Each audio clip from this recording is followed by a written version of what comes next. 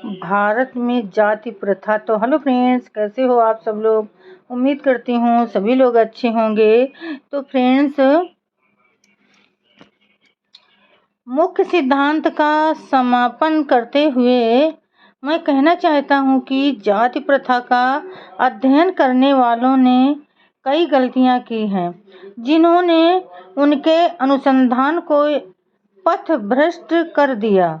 जाति प्रथा का अध्ययन करने वाले यूरोपियन विद्वानों ने व्यर्थ ही इस बात पर जोर दिया है कि जाति प्रथा रंग के आधार पर बनाई गई, क्योंकि वे स्वयं रंग भेद के प्रति पूर्वाग्रही हैं।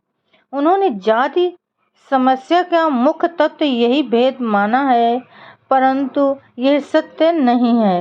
डॉक्टर केतकर ने सही कहा है कि सभी राजा, चाहे वे तथाकथित आर्य थे अथवा द्रविड़ आर्य कहलाए थे, जब तक विदेशियों ने नहीं कहा, भारत के लोगों को इससे कोई सरोकार नहीं रहा कि कोई कबीला या कुटुंब आर्य है या द्रविड़ा। चमड़ी का रंग इस देश में जाति का मानदंड नहीं रहा।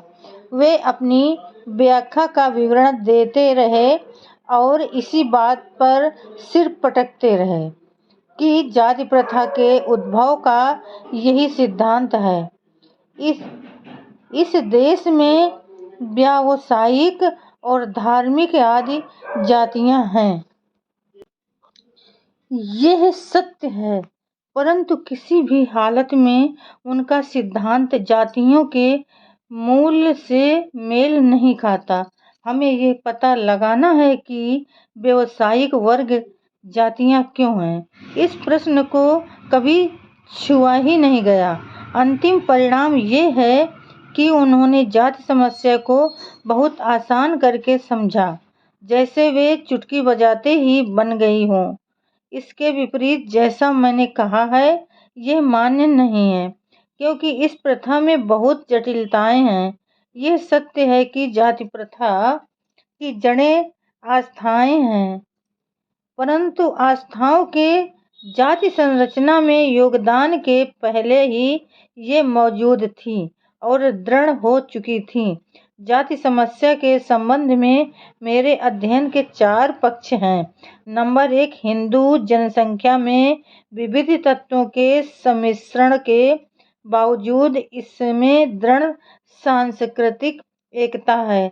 नंबर 2, जातियां इस विराट सांस्कृतिक इकाई अंग है। नंबर 3, शुरू में केवल एक ही जात थी और नंबर 4, इन्हीं वर्गों में देखा देखी या बहिष्कार से मिश्रित जातियां बन गईं। आज भारत में जाति समस्या के एक दिलचस्प मोड़ ले लिया है, क्योंकि इस अप्राकृतिक विधान को तिलांजलि देने के लिए सतत प्रयत्न हो रहे हैं। सुधार के ये प्रयत्न जातियों के मूल से संबंधित विवादों से उत्पन्न हुए हैं कि क्या यह प्रथा सर्वोच्च स्तर के आदेशों से हुई या यह विशिष्ट परिस्थितियों में मानव समाज के सहज विकास का प्रतिफल है। जो व्यक्ति बाद के विचार के पक्षधर है, मुझे आशा है कि उन्हें इस प्रबंध से कुछ विचार सामग्री मिलेगी। इस विषय के व्यवहारिक महत्व के साथ ही जाति प्रथा का एक सर्वव्यापी व्यवस्था है और इसका सैद्धांतिक आधार जानने की उत्कंठा मुझमें जगी। उसी के परिणाम स्वरूप मैंने अपने विचार आप लोगों के सम्मुख उपस्थित किए, जिन्हें मैं सार्थक मानता हूँ, और वे बातें आपके समक्ष रखी जिन पर यह व्यवस्था टिकी है। मैं इतना हठधर्मी भी नहीं हूँ कि ये सोचूं कि मेरा कथन ब्रह्म वाक्य है या इस विचार विमर्श में योगदान से बढ़कर कुछ है। मैं सोचता हूँ कि धारा का प्रवाह गलत दिशा में मोड़ दिया गया है और इस आलेख का प्राथमिक उद्देश्य यह बताना है कि अनुसंधान का सही मार्ग कौन सा है ताकि एक सत्य उजागर हो। हमें इस विषय में विश्लेषण में पक्षपात रहित रहना है। भावनाओं के लिए कोई स्थान नहीं होना चाहिए, बल्कि इस विषय पर वैज्ञानिक और निष्पक्ष रूप से विचार किया जाए। मैं इस बात से प्रसन्न हूँ कि मेरा दृष्टिकोण सही दिशा में है।